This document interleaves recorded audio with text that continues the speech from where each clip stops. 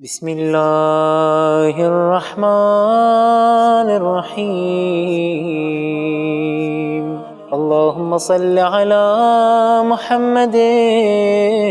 وآل محمد۔ بسم اللہ الرحمن الرحیم الحمد للہ رب العالمین والعاقبۃ للمتقین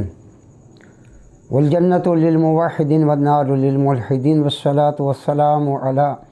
عبد اللہ ورسولہ وحبیبہ وصفیہ سیدنا و نبینا و مولانا ابی القاسم محمد وآلہ طیبین الطاہرین المعصومین، اما بعد فقد قال اللہ الحکیم فی کتابہ بسم اللہ الرحمن الرحیم یا ایہا الذین آمنوا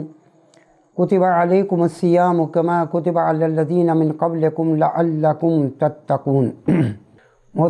محترم ناظرین و سامعین، آپ کی خدمت میں السلام علیکم ورحمۃ اللہ وبرکاتہ۔ میں نادر عباس زیدی، قائم ٹی وی کے توسط سے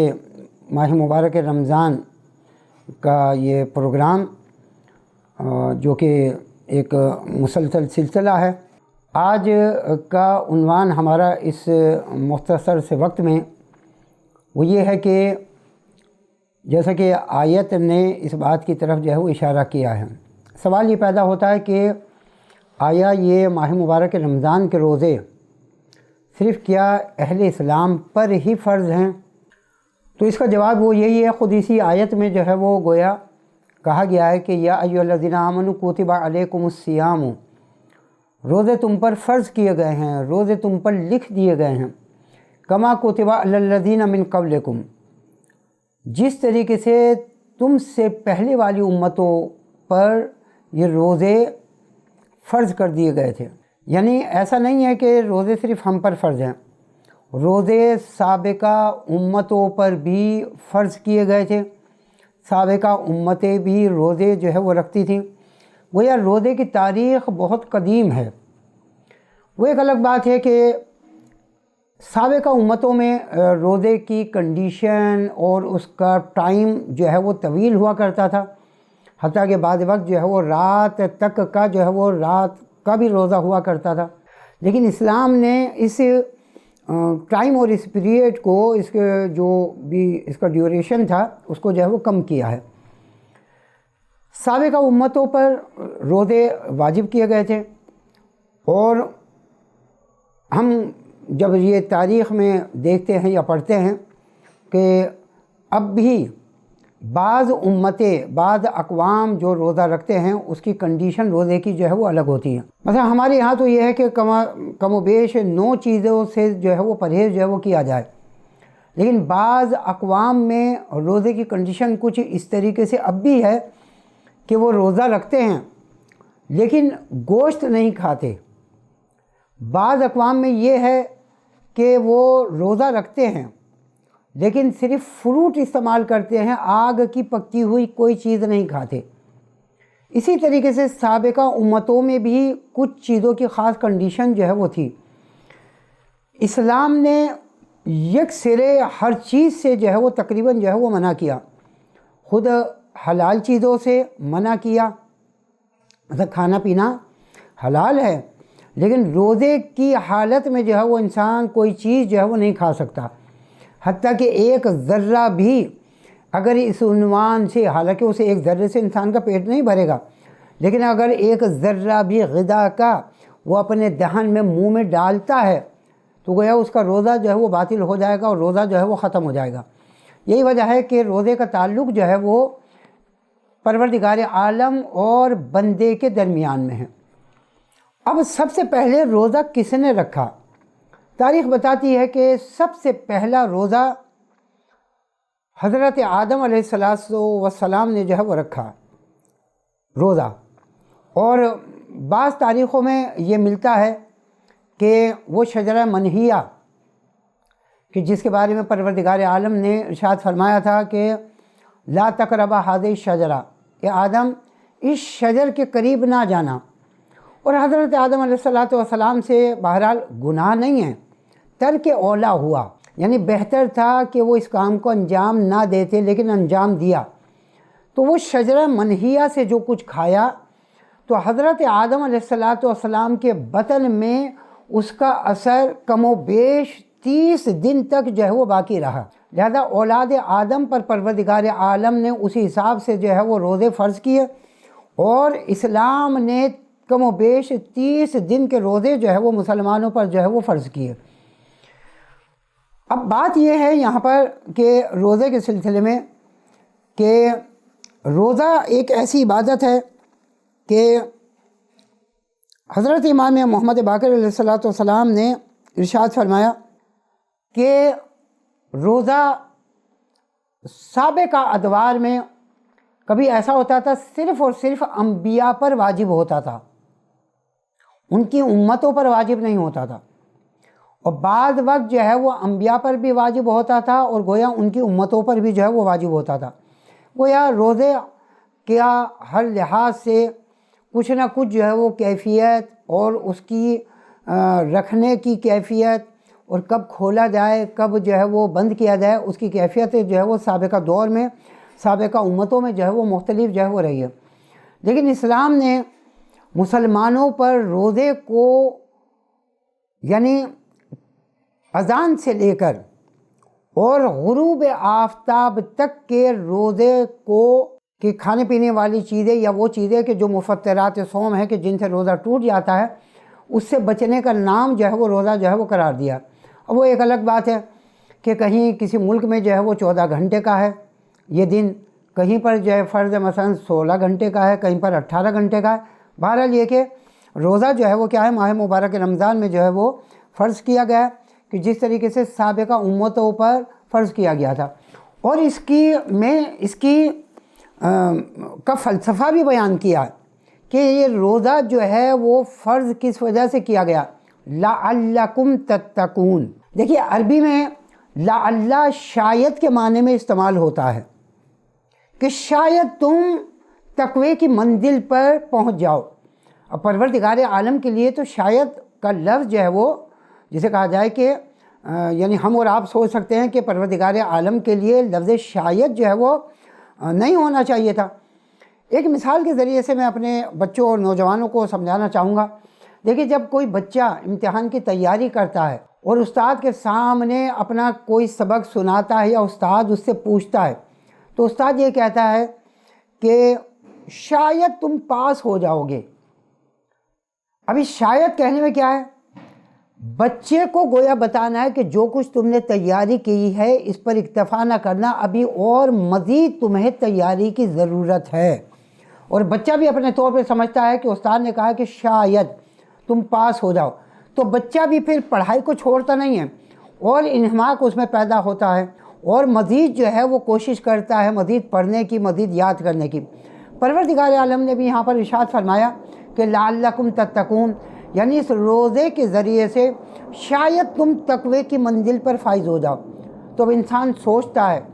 کہ جو کچھ بھی میں کر رہا ہوں اس سے اور بڑھ کر مجھے روزے کو بہتر سے بہتر طریقے سے جو ہے وہ انجام دینا چاہیے، بہتر سے بہتر طریقے سے، حتیٰ کہ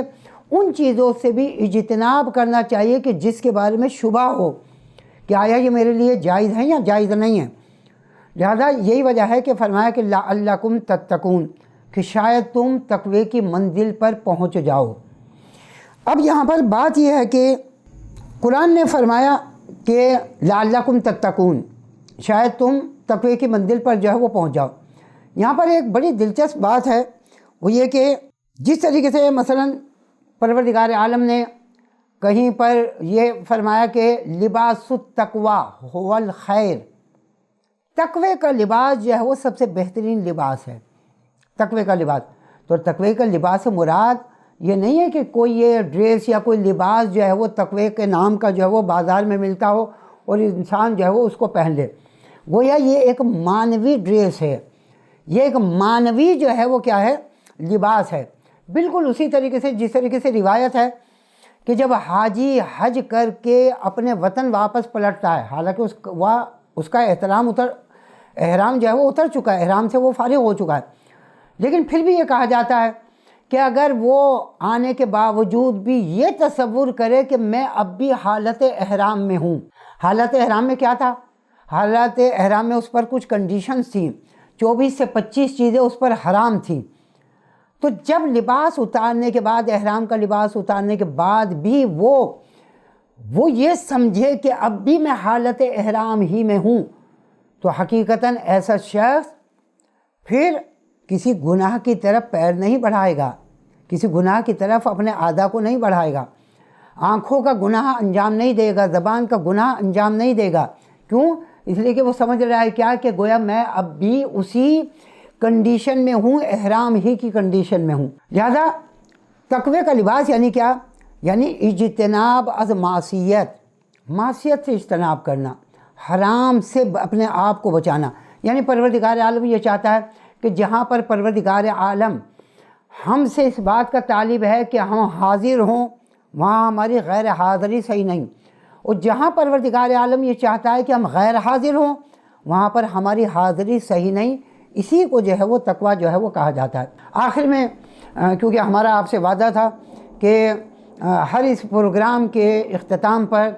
آپ کو کچھ وظائف کی طرف بھی جو ہے وہ توجہ جو ہے وہ دلائی جائے، اور ماہ مبارک رمضان کا مہینہ یہ دعا مناجات کا مہینہ ہے،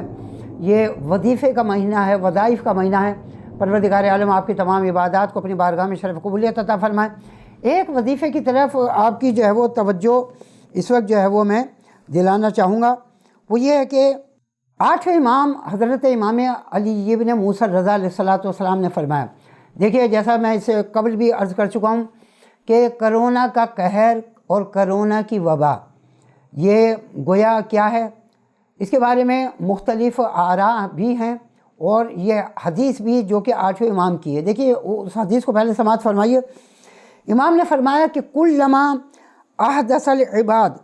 من الذنوب ما لم یکونوا یعملون احدث اللہ لهم من البلاء ما لم یکونوا یعرفون، یعنی جب انسان نئے سے نئے گناہ میں مبتلا ہوگا، یعنی گویا کہہ لیجئے کہ جدید سے جدید گناہ جو پہلے اس نے انجام نہیں دیا، تو پروردگار عالم بھی پھر اسے نئی سے نئی بیماریوں میں مبتلا کر دے گا۔ اب لازم سی بات ہے کہ یہ کرونا کی یہ بیماری یا تو کہہ لیجئے نئی ہے، یا بہرحال یہ کہ ایک یہ جسے کہا جائے کہ امتحان کہہ لیجئے اس کو، یا پروردگار عالم کی طرف سے کسی قسم کی اٹینشن ہے کہ یا روئے زمین پر کوئی ایسا گناہ بشر نے، افراد نے انجام دیا ہے کہ جس کا یہ قہر تمام انسانوں کو بھگتنا پڑ رہا ہے۔ لہذا ہو سکتا ہے کہ یہ کسی جدید گناہ کی وجہ سے یہ قہر جو ہے وہ پروردگار عالم کی طرف سے جو ہے وہ نازل ہوا ہو۔ لہذا یہاں پر ہم ایک بات جو ہے وہ یہ کہنا چاہیں گے، امام رضا علیہ السلام نے فرمایا کہ کرونا وائرس یا اس قسم کی تمام مصیبتوں سے بچنے کے لیے امام نے فرمایا کہ لا الہ الا اللہ الملک الحق المبین، یہ پڑھا جائے، یعنی اس کی تسبیح جو ہے وہ پڑھی جائے، لا الہ الا اللہ الملک الحق المبین، اور یا خبیرو یہ کثرت سے پڑھا جائے، کم از کم اس کی ایک تسبیح یا جہاں تک ہو سکے ایک تسبیح سے زیادہ جو ہے وہ ذکر کو جو ہے وہ پڑھا جائے، یا خبیرو یا خبیرو یا خبیرو، یعنی پروردگار عالم تو بہتر جانتا ہے، تو باخبر ہے، تو ہر چیز کو جانتا ہے، پروردگار تو ہمارے ضعف کو بھی جانتا ہے، تو ہماری معصیتوں کو بھی جانتا ہے، تو ہر چیز سے واقف ہے، کوئی چیز تو اس سے ڈھکی چھپی نہیں، ہم ادنا سے تیرے جو ہے وہ بندے ہیں۔ لہذا پروردگار عالم اس دعا کے وسیلے سے اور اس یا خبیروں کی تسبیح کے وسیلے سے پروردگار عالم یہ کرونا کی بیماری، یہ مرض اور اس قسم کے تمام امراض کا جو ہے وہ خاتمہ فرمائے۔ انشاءاللہ العزیز ماہ مبارک رمضان ہے، اور ماہ مبارک رمضان میں قائم ٹی وی کے تمام خدمت گزاروں کو کہ جہاں بھی وہ خدمات انجام دے رہے ہیں انہیں اور مجھے بھی اپنی دعا میں بہت یاد رکھیے گا۔ پروردگار عالم آپ کی تمام دعاؤں کو اپنی بارگاہ میں محمد و آل محمد کی عبادات کے صدقے میں شرف قبولیت عطا فرمائے۔ والسلام علیکم ورحمۃ اللہ وبرکاتہ۔ اللهم صل على محمد وآل محمد، اللهم رب النور العظيم ورب الكرسي